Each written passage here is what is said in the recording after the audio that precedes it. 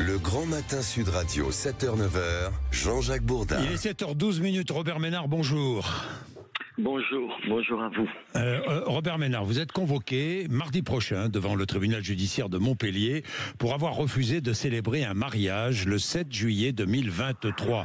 Vous avez refusé l'union entre une femme de nationalité française et un ressortissant algérien de 23 ans sous le coup d'une OQTF. Vous soupçonniez un mariage blanc en raison de l'âge des époux et du statut migratoire de l'homme algérien, c'est cela ?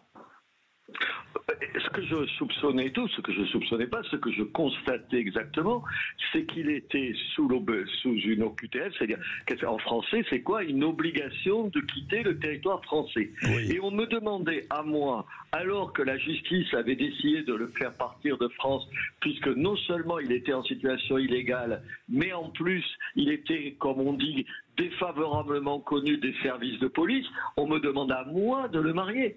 Attendez, c'est complètement fou. À la fois, je suis officier d'état civil, c'est-à-dire je dois procéder à ce mariage, je ne conteste pas que je ne l'ai pas fait, mais en même temps, toujours comme maire, je suis officier de police judiciaire chargé de faire respecter la loi et de me plier à la loi. Or, ce garçon n'avait aucune raison d'être en face de moi, puisque normalement, il aurait dû être ce qu'il a été plus tard, expédié, si j'ose dire, renvoyé en Algérie.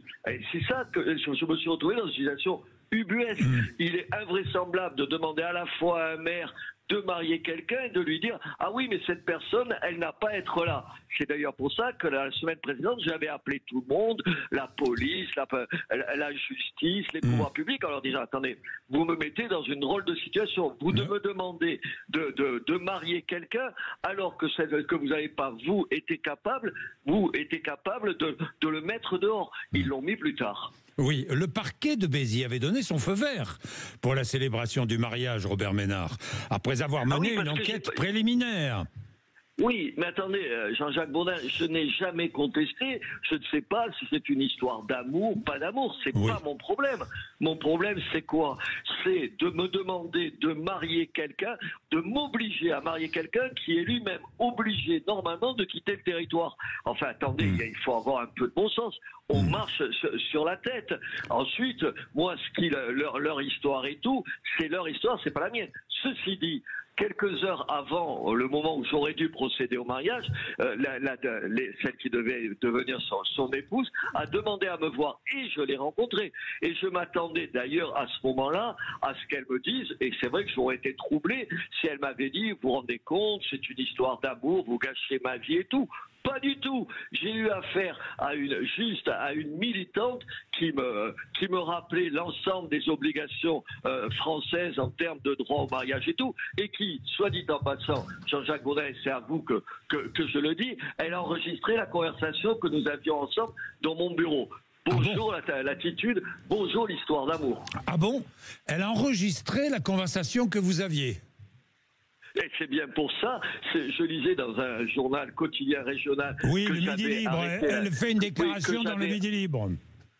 Voilà, que j'avais arrêté la conversation. Oui, j'ai arrêté la conversation quand je me suis aperçu qu'elle était en train d'enregistrer nos propos. Enfin, c'est de drôles de comportement pour quelqu'un qui était tellement troublé de pas pouvoir se marier. Non, manifestement, mais je ne vais pas aller plus loin que ça. Vous le savez, les mariages dans ces cas-là, c'est une façon de faire en sorte que c'est encore plus difficile de renvoyer chez eux des gens qui sont mariés, c'est quasiment impossible. Et puis je rappelle, c'est pas un petit saint. On n'a pas affaire à quelqu'un qui est un modèle. C'est juste quelqu'un qui était en situation irrégulière, qui était connu des services de police pour vol et vol avec violence. C'est pas un saint, une fois de plus. Mais ça, c'est une autre affaire. L'affaire de fond, c'est comment on peut demander à un maire de marier quelqu'un alors que cette personne-là ne devrait plus être en France. Bien, vous êtes poursuivi pour avoir pris ces mesures destinées à faire échec à l'exécution de la loi. C'est ce que disent les poursuites. Hein. Vous risquez jusqu'à 5 ans de prison. Vous avez vu ce que je risque. Oui, j'ai vu 5 ans de prison, 75 000 euros et perdre votre qualité d'élu. Oui, mais enfin, vous imaginez. Oui. uniquement parce que je ne comprends pas qu'on puisse me mettre dans cette situation. C'est tellement vrai. Vous avez vu, monsieur Gérald Darmanin, d'ailleurs, il a annoncé quand, dimanche, oui, qu'il allait y avoir une loi pour ne plus mettre les maires dans cette situation-là. Le problème, c'est qu'en attendant que la loi soit votée, qu'elle soit mise en œuvre et tout, moi, je vais me retrouver devant le juge mardi matin. Mardi matin. Robert Ménard, je voulais vous poser une autre question, parce que l'actualité bouge. Hier soir, nouvelle déclaration de Donald Trump sur Fox News, et Donald Trump a parlé de l'Ukraine, je le cite, à propos de l'engagement financier des États-Unis pour soutenir l'Ukraine. Il a dit, il faut que notre argent soit sécurisé, nous dépensons des centaines de milliards de dollars, moi je veux un accord, il pourrait, Ukrainiens et Russes, arriver à un accord, et d'ailleurs les Ukrainiens pourraient être Russes un jour, comme ils pourraient ne pas être Russes un jour.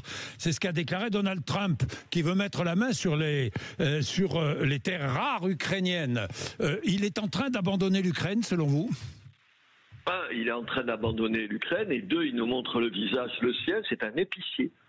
Un épicier, il fait des affaires, il va dans le monde pour défendre les intérêts des États-Unis et de temps en temps, pardon de le préciser, ses propres intérêts, ce qui n'est pas exactement la même chose.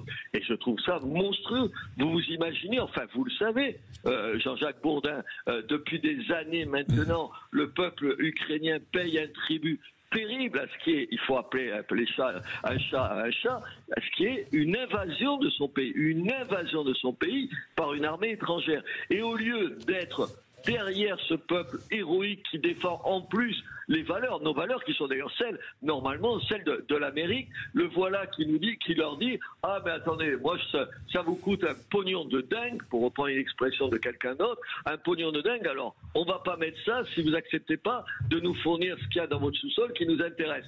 Et en plus, je fais un deal sur votre dos, et au fond, si je trouve avec mon copain Poutine, puisqu'il dit chaque fois, il précise, vous vous rappelez, je m'entends bien avec Poutine, avec mon copain Poutine, si sur votre dos je trouve un accord, on vous oubliera. Honnêtement, c'est indigne. On ne peut rien trouver comme qualité à Donald Trump, il en a d'autres, dans cette affaire-là. Il est prêt à abandonner aujourd'hui en race campagne le peuple ukrainien, et c'est juste, je pèse les mots, dégueulasse.